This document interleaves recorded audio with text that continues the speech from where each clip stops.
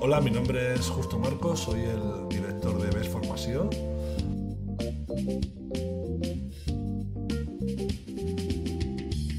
BES Formació en sus inicios sobre todo se presentó como una escuela donde su oferta formativa se centraba en el ámbito de los idiomas.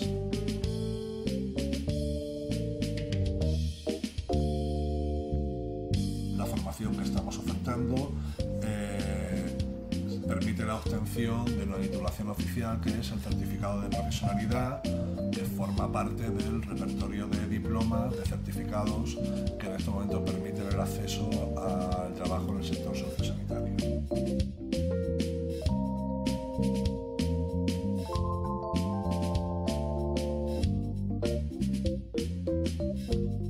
Un sector que en estos momentos más estamos trabajando, tanto en el ámbito de la formación continua como la formación ocupacional, es el sector de comercio, a través de diferentes especialidades, donde también seguimos introduciendo nuestro conocimiento, nuestra especialización en idiomas, pero se oferta formación en el ámbito de la informática, en el ámbito del aparadorismo, del escaparatismo, del visual merchandising y del marketing,